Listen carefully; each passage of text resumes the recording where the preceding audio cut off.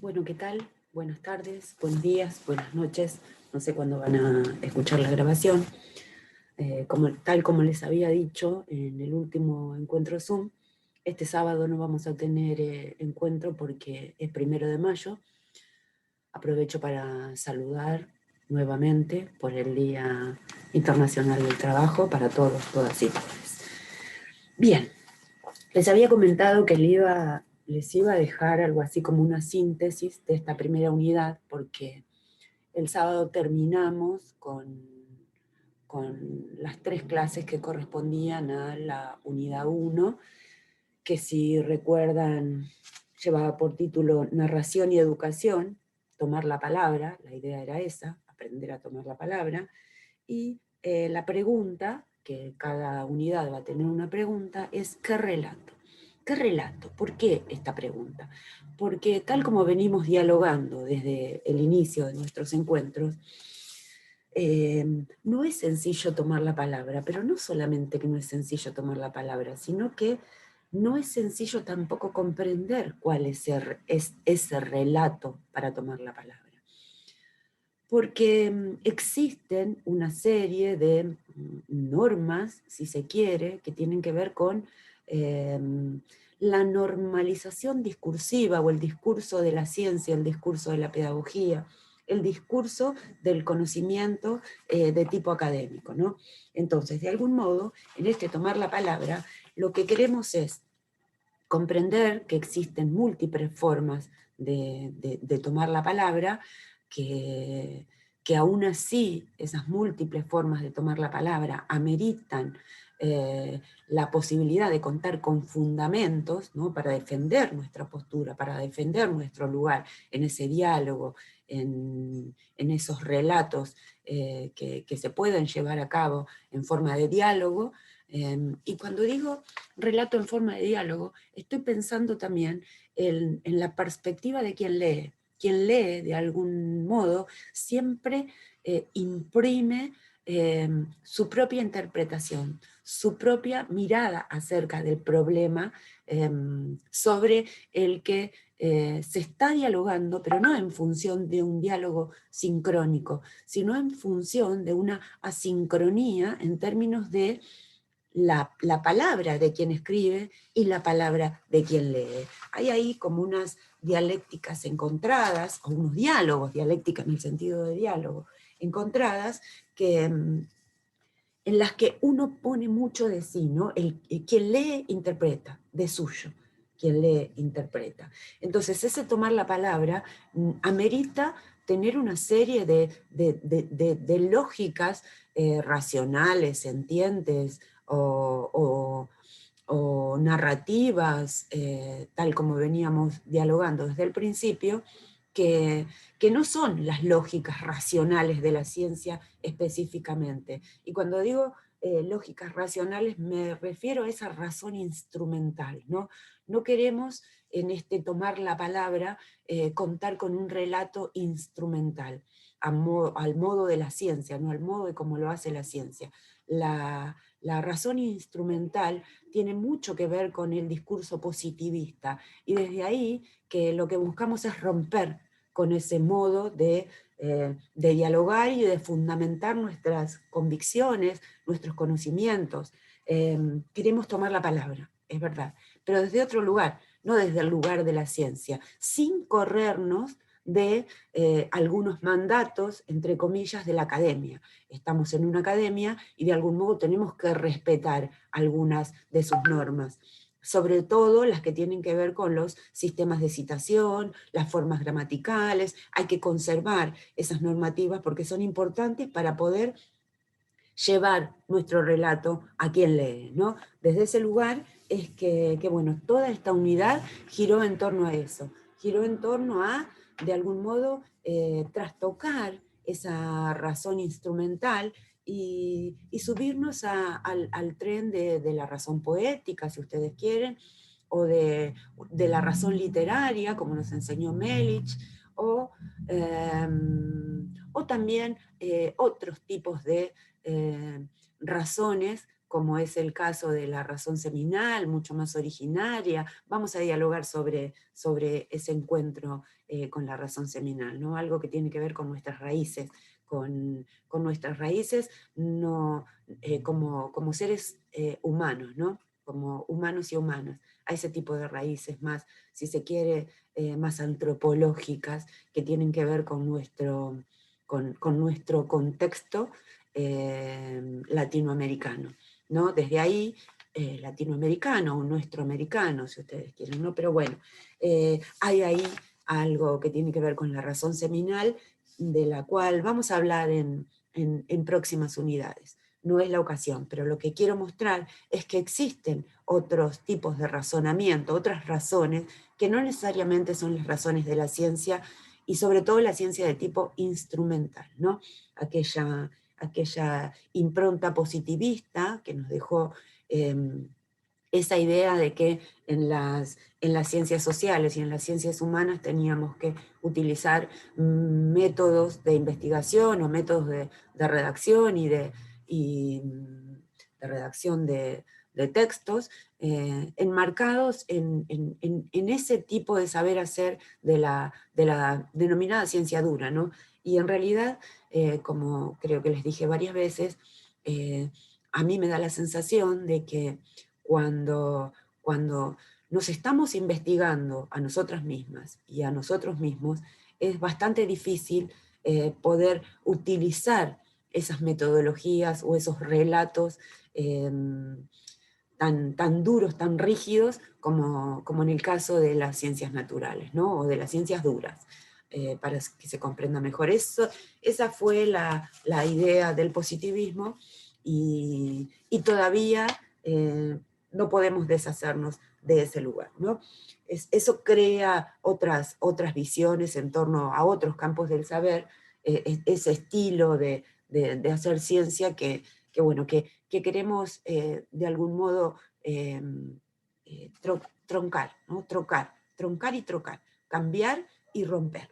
Bien, entonces, narración y educación, tomar la palabra, qué relato, eh, tiene algo así como un recorrido que tiene que ver con el orden del discurso. El orden del discurso educativo. Para esa tarea les dejé, como es tanta la carga bibliográfica, les dejé una conferencia de Michel Foucault que justamente lleva por título El orden del discurso.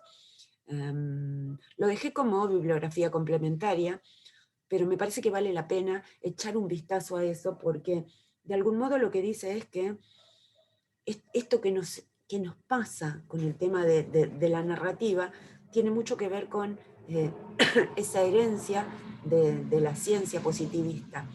Y, y lo primero que nos enseña Foucault es justamente que si uno cuando va a escribir, tal como decía el video de Bárcena, ¿no? Bárcena utiliza mucho a Foucault, que si cuando uno va a investigar o cuando uno va a escribir ya sabe lo que va a decir, no tiene ningún sentido ni escribir ni investigar.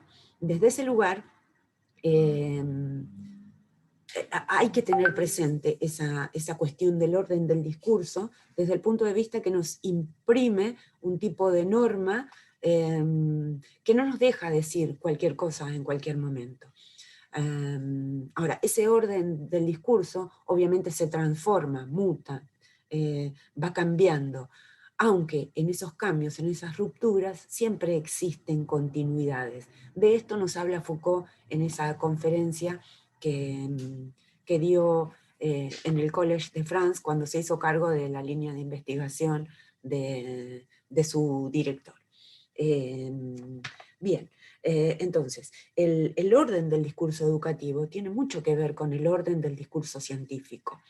El orden del discurso, de ese discurso duro, de ese discurso positivista, que aunque se fue transformando, las huellas no dejan de colarse en la prosa y en el relato de muchos materiales educativos. Entonces, eso es lo que tenemos que romper, ese orden del discurso educativo rígido, duro, positivista, enciclopédico.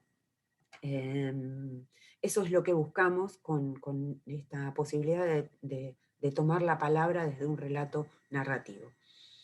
Bueno, y ahí en ese texto también pueden encontrar esto del control y la delimitación del discurso, del uso del discurso, ¿no? Y cómo se fue construyendo todo ese bagaje científico que le pone nombres a las cosas, que le pone conceptos, que inventa de ese, dicho muy burdamente, ¿no? De ese ponerle nombres a las cosas, va inventando oraciones, y de esas oraciones o discursos, si ustedes quieren, se van construyendo conceptos. Conceptos que muchas veces son duros de romper o de tratar de modificar. Desde ahí es que insisto en esto de que necesitamos tomar la palabra desde el punto de vista de una identidad narrativa, ¿no? Desde una lógica literaria o poética. Y ahí entonces descubre también Foucault esto de la voluntad de saber y la voluntad de poder, ¿no? Para este caso, para hablar de la voluntad de poder y la voluntad de saber, sobre todo en esto que tiene que ver con la marginalidad de la palabra, ¿no? Cuando Foucault habla de la marginalidad de la palabra, de lo que habla es de que ese orden discursivo, de algún modo, contempla o lleva de suyo eso que llamamos voluntad de poder, ¿no? Voluntad de poder que se constituye a partir de una voluntad de saber, ¿no? Esto es que podría sonar metafórico, no tiene esa perspectiva metafórica, sino que esa forma de construir conocimiento a partir de esa voluntad de saber y poder, de algún modo genera que quienes supuestamente pueden llegar a ser ignorantes en ese campo discursivo, no me refiero a cualquier tipo de ignorancia, sino a esa ignorancia o a ese no conocimiento, si ustedes quieren, en ese, en ese orden discursivo, tiene mucho que ver con la marginalidad de la palabra, ¿no? Porque hay palabras que prohíben, hay palabras que son tabúes, hay palabras que se niegan, y esas palabras que se niegan, bueno, en el texto que les dejé, es del primer volumen de la historia de la sexualidad, que justamente lleva por título La voluntad de saber, ¿no? La voluntad de saber tiene mucho que ver con esas condiciones de poder, sobre todo que se inician en aquella era victoriana, y que de algún modo van constituyendo otro tipo de conocimientos, ¿no? Pero lo cierto es que, como dice Foucault, en ese momento de la historia, el discurso de la sexualidad se coarta y se encierra a todo lo que tenga que ver con ese campo en el seno de la familia. Ese encierro de la sexualidad en el seno de la familia tiene mucho que ver con otras cuestiones científicas, ligadas a la higiene, a la reproducción humana como fuerza de trabajo, a establecer un orden a partir del discurso, y otra vez ahí surge el tema del orden discursivo, y al tema hasta de imponer una serie de ejercicios o ejercitaciones que nos vienen dadas desde la medicina, desde la pedagogía, desde las ciencias, ¿no? Las ciencias jurídicas. Hay ahí como la necesidad de ordenar desde el punto de vista jurídico tanto el campo de la ciencia como el campo de la vida, ¿no? La vida, de algún modo, se va normatizando desde ese lugar de la verdad, ¿no? De la verdad de las formas jurídicas, no de la verdad como algo que no es mentira, sino de esa verdad que de algún modo margina otras verdades por el abuso, el uso y abuso de ese orden discursivo de las ciencias, ¿no? Entonces hay que tener muy en cuenta esto de que esa marginalidad del discurso de todas maneras no anula la inmanencia de los símbolos, ¿no?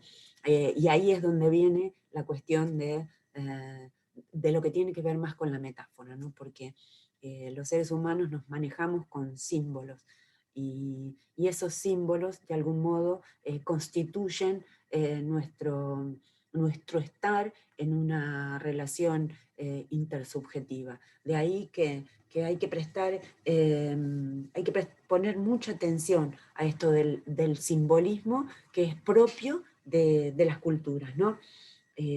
Bueno, ahí Riquer nos deja un panorama bien interesante para comprender esto de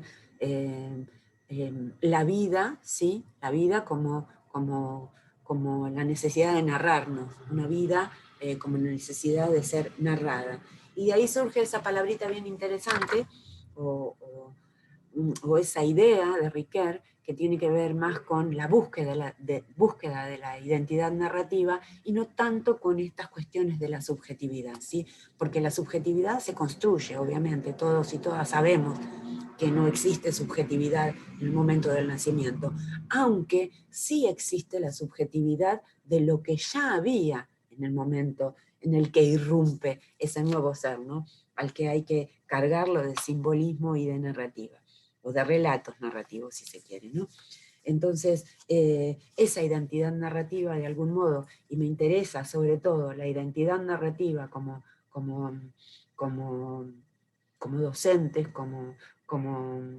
eh, como profesionales de la enseñanza, me parece que la identidad narrativa nos puede ayudar a comunicar esas experiencias educativas que llevamos, con las que dialogamos, pero que no las ponemos en palabras escritas, ¿no? La idea es poner en palabras escritas esas, esas narrativas o esas identidades narrativas de la docencia, ¿no? Para eso nos va a ayudar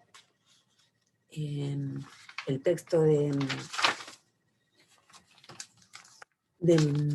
Cuyen, Entrañas éticas de la identidad docente, ¿no? Que de algún modo parafrasea a Riquer y llama a ese primer capítulo de ese texto el magisterio, un relato en búsqueda de un narrador, reflexiones sobre la identidad narrativa del maestro, y yo le agregaría de la maestra, ¿no? Bueno, en ese texto van a encontrar algo así como una posibilidad interesante para pensar esto de la identidad narrativa del cuerpo docente, o como cuerpo en el sentido de equipo, ¿no? De equipo docente o de profesionales de la enseñanza.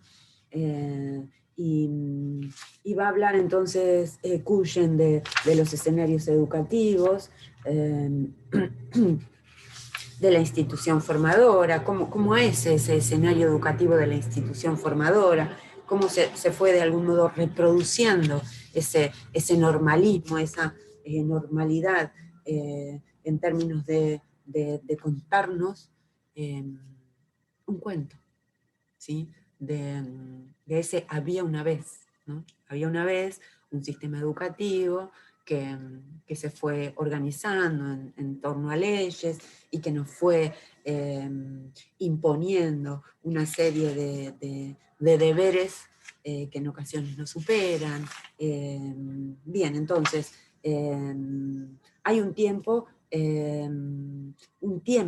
desde donde se forma la identidad magisterial, ¿no? Hay un inicio, ustedes saben, hay un cuento, hay una narrativa, hay una vía, una vez, un sistema educativo que decidió formar docentes de una determinada manera.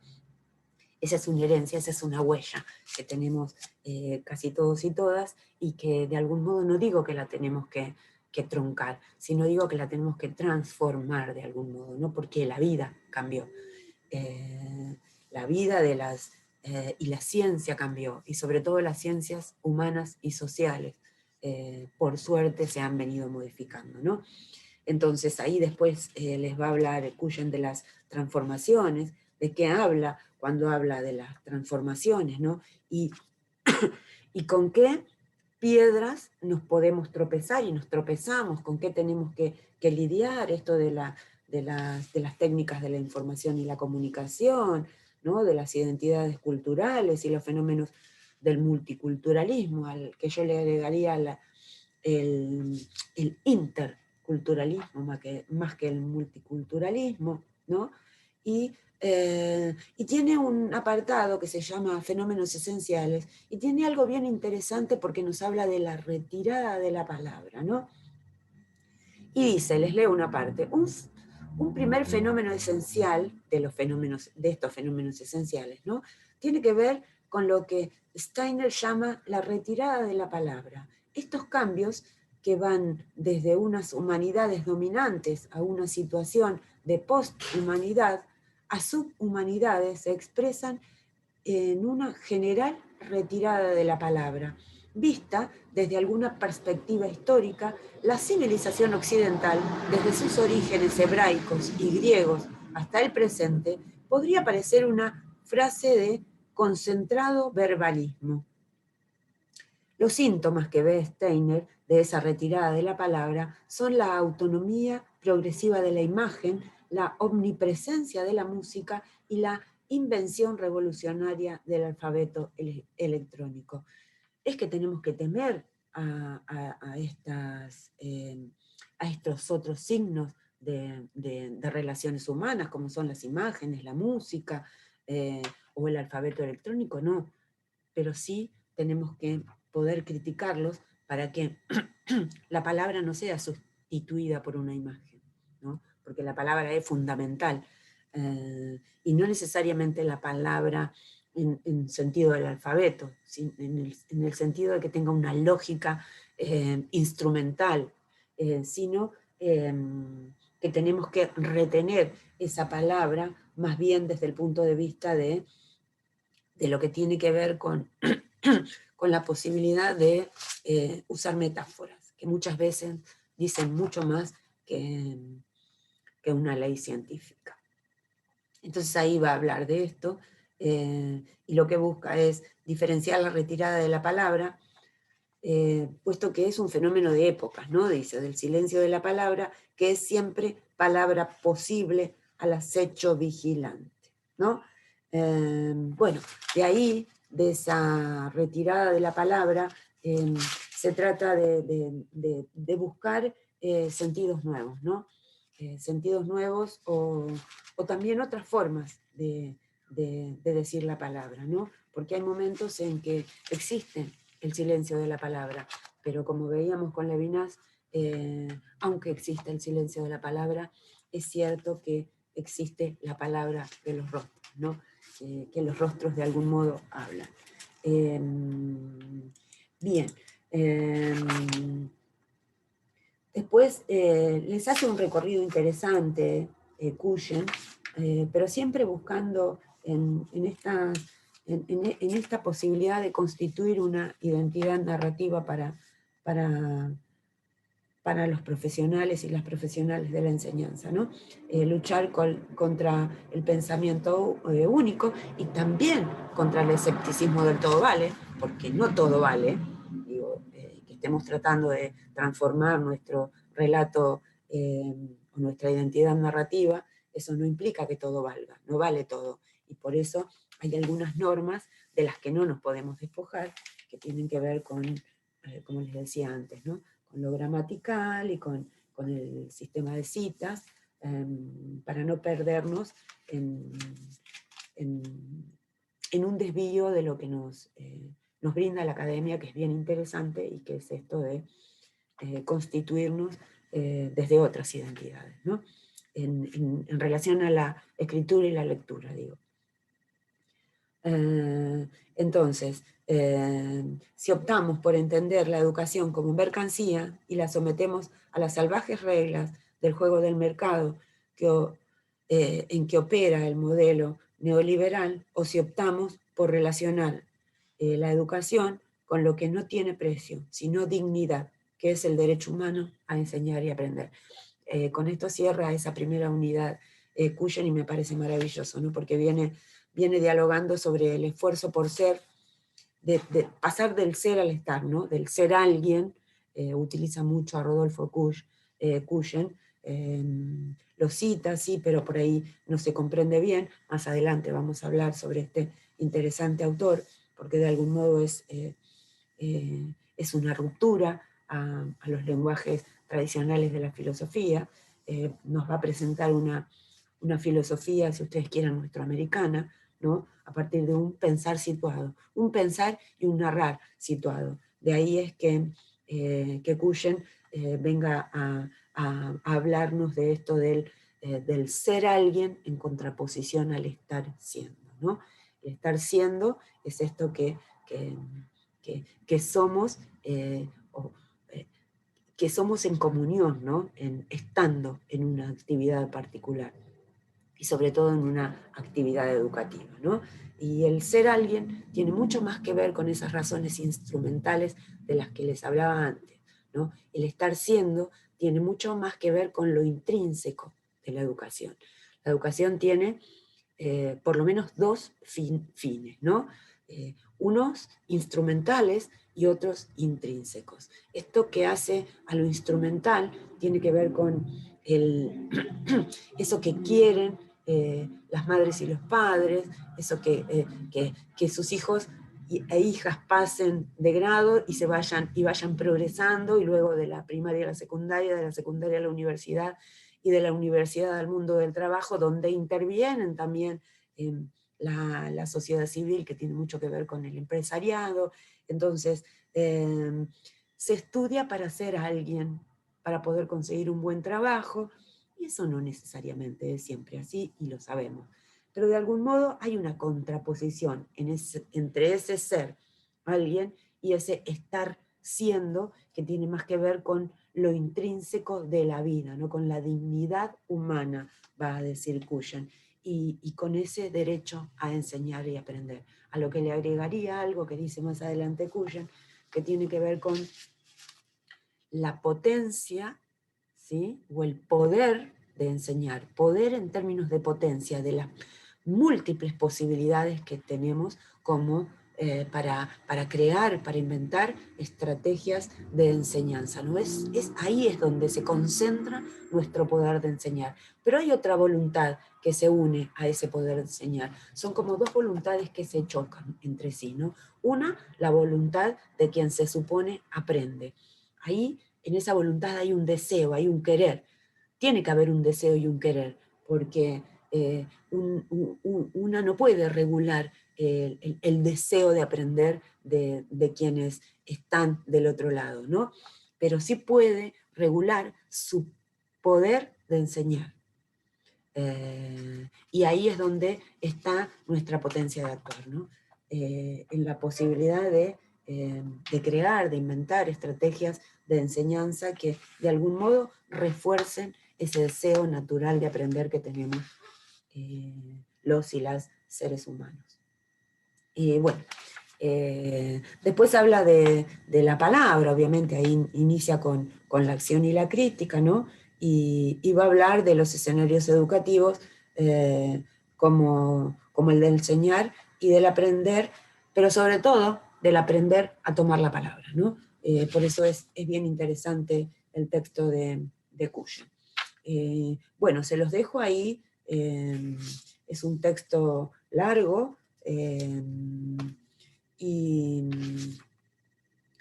espero que les guste, y si tienen alguna duda pueden escribir en el foro que les había dejado. Entonces, hablé un poco de Ricoeur, de Foucault, de Cuyen.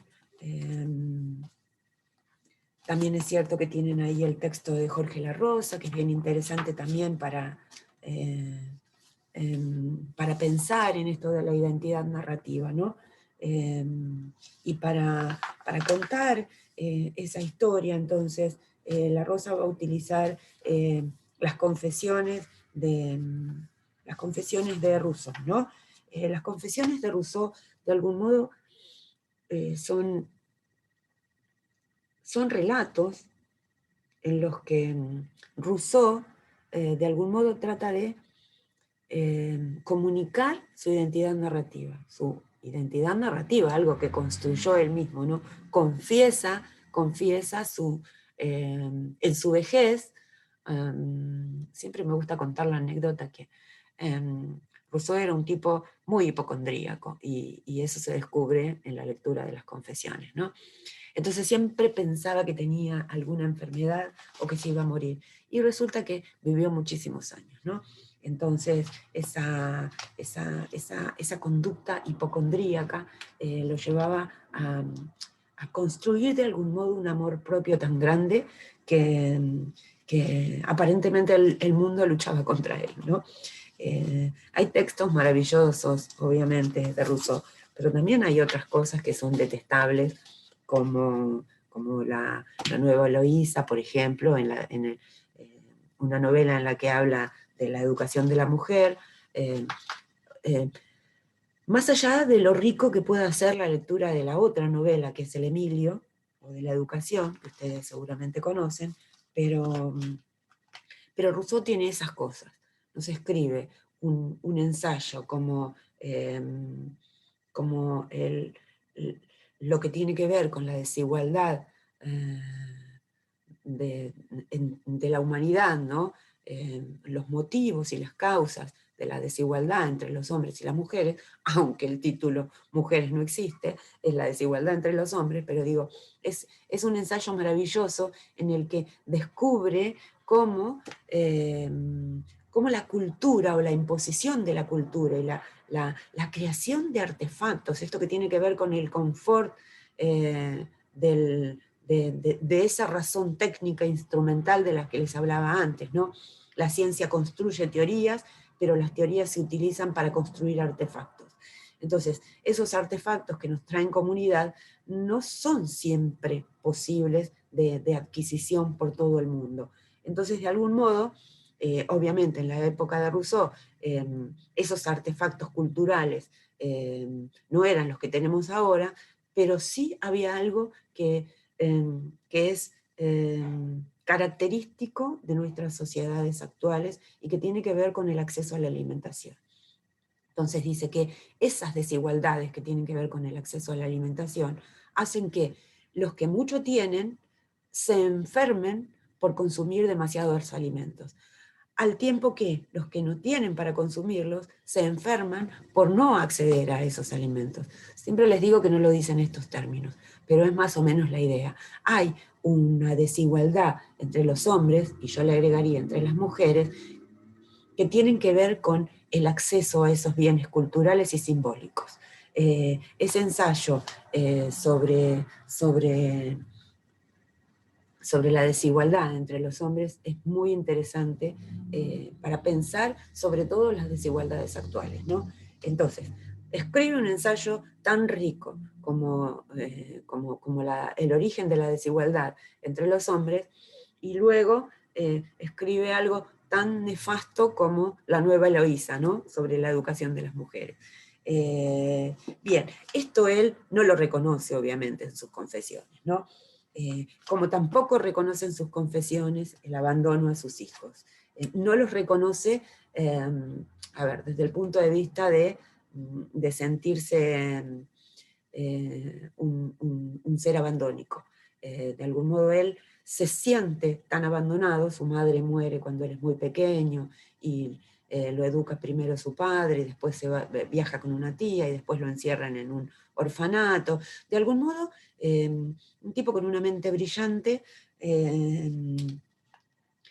pero con una serie de peripecias que le van pasando en su vida y que de algún modo él trata de reconstruir en esas confesiones, que son las que toma como base para su primer capítulo, Jorge La Rosa, y que lleva por nombre Las paradojas de la autoconciencia, un cuento con prólogo, epílogo y moraleja, según algunos fragmentos de las confesiones de Rousseau.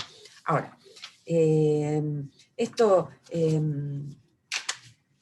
esto de La Rosa es bien interesante porque no solamente nos trae la posibilidad de pensar en esa identidad narrativa desde Rousseau, sino que, digo, por leerles algo de lo que trae en el epílogo. A modo de epílogo, hagamos ahora un resumen, como corresponde hacer a los profesores. La Rosa es un elogiador de la risa, igual que Melich. Bueno, Melich no tanto, pero sí Bárcena. Entonces, a modo de epílogo, hagamos ahora un resumen como corresponde hacer a los profesores.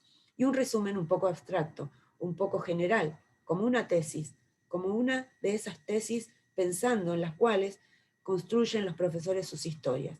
La aventura de Rousseau está basada en la creencia en un yo idéntico a sí mismo.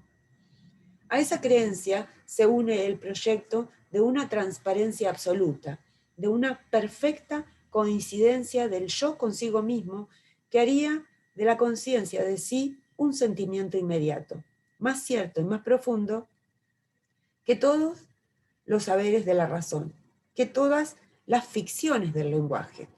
Pero esa aventura, cuando dice ficciones del lenguaje, es interesante pararse acá, porque dialogábamos el sábado sobre la necesidad de ir a la etimología de las palabras. ¿Por qué? Porque cuando La Rosa habla de las ficciones del lenguaje, justamente se está refiriendo a esos inventos o a ese ponerle nombres a las cosas del diccionario. El diccionario a veces utiliza usos y costumbres.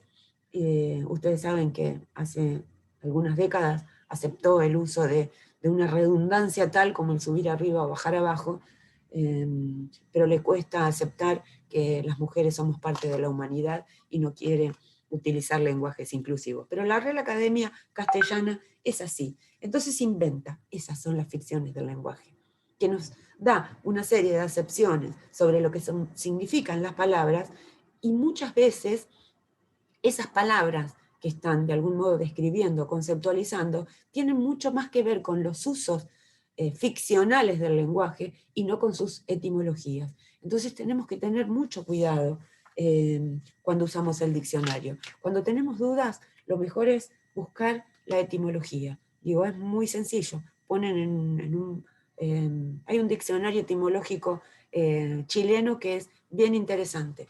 Les recomiendo que busquen ese. Digo, sobre todo cuando hablamos de lo que tiene que ver con la educación, ¿no? Porque todo el campo de la educación es un campo que tiene una tradición judía, es cierto, pero también una tradición helénica, es decir, romana, pero también griega. Entonces hay palabras que se fueron modificando del paso del griego al latín.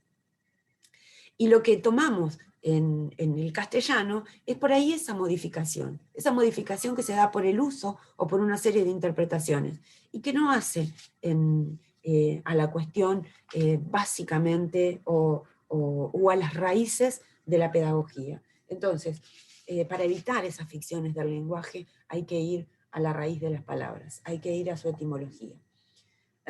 Sigo un poco, pero esa aventura conduce a donde no estaba visto, a la conciencia de que el yo no es sino una continua relación, un perpetuo devenir, una permanente metamorfosis. Es decir, nos transformamos. Existen las transformaciones, no solamente en lo biológico, es decir, en lo corporal, sino también en lo intelectual, ¿no? Y en lo emocional también.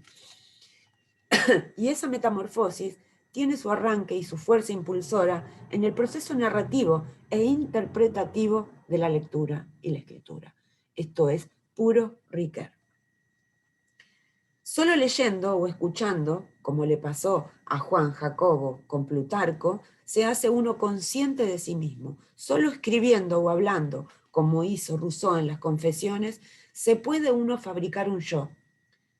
Pero nuestro personaje aprendió que leer y escribir, escuchar y hablar, es ponerse en movimiento, es salir siempre más allá de sí mismo, es mantener siempre abierta la interrogación por lo que uno es. Entonces, en la lectura y la escritura, el yo no deja de hacerse, de deshacerse y de rehacerse. Al final, ya no hay un yo sustancial que descubrir y al que ser fiel, sino solo un conjunto de palabras que componer y descomponer y recomponer. Bueno, les dejo que sigan la lectura porque es bien interesante, del epílogo de las paradojas de la autoconciencia, ¿no? Pero de algún modo esto de transformarse y de imponerse y anteponerse tiene mucho que ver con la construcción de la subjetividad, ¿no? de la construcción de un sujeto. Y desde ese lugar es que Ricoeur prefiere llamar, en lugar de subjetividad, identidad narrativa. Entonces somos, como seres humanos y seres humanas, identidades narrativas. Y de ahí la necesidad de narrarnos, ¿no? Y de ponernos en ese relato y anteponernos, por supuesto. Entonces, ya les leí casi toda la bibliografía de la primera unidad. Falta el de Melich, que tenía de lectura el primer ensayo, que lleva por título La sabiduría de lo incierto, y que tiene mucho que ver con pensar esa identidad narrativa desde el punto de vista de la razón poética de Zambrano, o también desde el punto de vista de lo que él llama una razón literaria, ¿no? De algún modo todo el material que les dejé, esto es bien interesante, de cómo hay una serie de términos o de verbos, si ustedes quieren, que hacen a esta identidad narrativa que nos caracteriza, ¿no? Y que tienen que ver con el formar, el conformar y el transformar. Solo por leerles algo del telón de Melich. Voy a terminar indicando un último aspecto que me parece especialmente relevante. Podríamos decir, grosso modo, que pedagogías de distinto signo han coincidido en entender la formación como conformación. Conformar es dar forma de acuerdo a un modelo preestablecido. Esto de las normas, ¿no? De construir un discurso pedagógico en función de lo que alguien construyó o de lo que alguien planificó para pensar en cómo debíamos de algún modo formarnos. O incluso cómo debíamos establecer estrategias de enseñanza para formar a la alteridad, ¿no? A otras personas. Entonces, conformar es dar forma de acuerdo a un modelo preestablecido. Conformar es adaptar algo o alguien a un original. Hay algo que vale, hay un modelo que tengo que alcanzar, ¿no? En este tipo de pedagogía se cree que educar es formar al discípulo conforme al modelo. Hay pues un original que debe ser reproducido, que tiene que ser copiado. Una pedagogía desde el punto de vista literario, en cambio, no entiende básicamente la formación como conformación, sino como transformación, ¿no? De ahí la necesidad de pensar en esa linda palabra que es la palabra transformación. No hay un modelo a imitar, un original, porque no hay ni origen ni comienzo. Si lo hubiere, nos volveríamos a encontrar con un principio metafísico, con una verdad, con una realidad fuera del espacio y del tiempo. Nos encontraríamos con un texto sin contexto. No hay comienzo. En una educación literaria no nos transformamos para imitar a un modelo, sino para vivir, para seguir vivos. La transformación es el movimiento de la vida y la tarea del maestro y de la maestra, le agregaría yo, es mantener viva la metamorfosis. Ahora bien, toda transformación es ambigua, indeterminada, incierta. En toda transformación existe el riesgo de la deformación, pero es el riesgo que no queda más remedio que asumir para seguir viviendo. Cierto, nos equivocamos, pero si nos equivocamos, aprendemos. Podemos deformar algo, pero también podemos volver a formarlo. Podemos desarmar un rompecabezas, pero podemos volver a armarlo. Es desde este punto de vista que creo que se tendría que replantear la cuestión del sentido. En una pedagogía como la que he propuesto en este ensayo, el sentido tiene que inventarse. El sentido no puede darse, no puede descubrirse como si fuera algo que está ahí afuera, inmutable, esencial. El sentido está abierto a la incertidumbre, a lo imprevisto. Por eso, la cuestión del sentido solamente puede plantearse desde el punto de vista literario, porque como escribió Odo Marquardt, las historias han de ser narradas. No son predecibles como procesos regulados por leyes naturales o como acciones planificadas, porque solo se convierten en historias cuando sucede algo imprevisto. Mi propuesta quedaba indicada en el título de este ensayo, La sabiduría de lo incierto. La tarea de la educación del magisterio sería la de abrir la posibilidad de un nuevo tiempo y un nuevo espacio, pero al mismo tiempo ofrecer las claves antropológicas para que cada uno de sus estudiantes puedan enlazar con su pasado, bien sea para recuperarlo o también para negarlo. Desde esta perspectiva, toda ética es ambigua, contingente, incierta. La ética es como un viaje de transformación.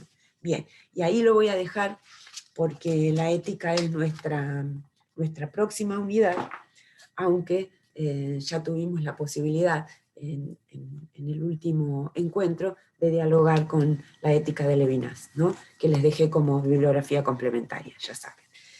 Bien. Entonces, hasta aquí una síntesis de estos tres encuentros anteriores con el que concluimos la unidad 1, que es narración y educación, tomar la palabra, qué relato. Están invitados, invitadas, invitades a terminar para quienes no concluyeron todavía, con las 3 narrativas que nos quedan, de las 3 clases, pero además también con el trabajo práctico que les dejo para que vayan leyéndolo, intentando ver si tienen alguna duda, pueden escribirme. Bien, que tengan buena semana, feliz día del trabajador y la trabajadora, nos vemos en unos días.